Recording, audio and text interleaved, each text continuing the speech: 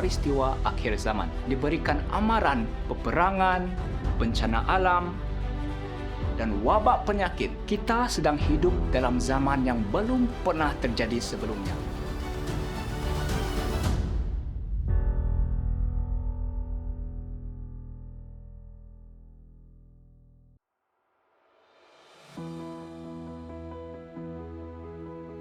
Selamat datang kembali ke seri peristiwa akhir zaman.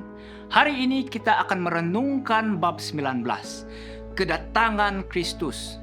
Ketika kita menyelami bab yang penuh hikmat namun mulia ini, marilah kita membiarkan pesannya menyentuh hati kita dan mempersiapkan kita untuk peristiwa terbesar dalam sejarah bumi, yaitu kedatangan Yesus Kristus. Bab ini bermula dengan 7 tulah, sebuah gempa bumi dahsyat yang begitu besar sehingga gunung-gunung runtuh, pulau-pulau lenyap, dan hujan batu besar jatuh dari langit. Ini bukan peristiwa biasa. Ia menandakan kemuncak penghakiman Tuhan. Di tengah kekacauan, kubur orang benar terbuka. Alkitab telah menubuatkan dan banyak dari antara orang-orang yang telah tidur di dalam debu tanah akan bangun. Sebahagian untuk mendapat hidup yang kekal, sebagian lagi untuk mendapat celah dan kehinaan yang kekal. Daniel 12 ayat 2. Orang yang setia yang telah mati di dalam Kristus bangkit untuk bergabung dengan orang kudus yang masih hidup, dimuliakan untuk bertemu penebus mereka. Ketika suara Tuhan mengisytiharkan hari dan waktu kedatangan Yesus, umatnya memandang ke atas dengan penuh kagum. Penulis menggambarkan situasi ini. Wajah mereka diterangi dengan kemuliaan Tuhan, dan mereka bersinar dengan kemuliaan seperti wajah Musa ketika dia turun dari Sinai. Sementara itu, orang fasik gemetar dalam ketakutan, berseru kepada gunung-gunung dan batu-batu untuk menyembunyikan mereka dari wajah Dia yang duduk di atas takhta. Wahyu 6 ayat 16. Kemudian muncul satu awan gelap kecil di timur, tanda Anak Manusia. Ketika ia mendekat, ia menjadi lebih terang dan lebih mulia, sehingga langit dipenuhi dengan malaikat yang bersinar dan segala raja yang turun dengan kemenangan. Bumi bergoncang, langit terbuka, dan setiap mata melihatnya dengan kuasa dan kemuliaan. Dengan suara yang bergema ke seluruh bumi, Kristus memanggil orang-orang kudusnya yang tidur.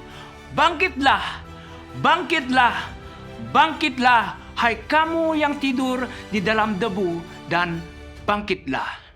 Orang benar yang telah mati dari setiap penjuru bumi bangkit, menang atas kematian, berseru, hai maut, di manakah sengatmu? Hai alam maut, di manakah kemenanganmu? Bersama dengan orang kudus yang masih hidup, mereka naik untuk bertemu Tuhan mereka di udara. Bab ini ditutup dengan visi kemuliaan. Yesus memberikan mahkota kepada orang-orang yang setia, memberikan mereka ranting kemenangan dan kecapi emas.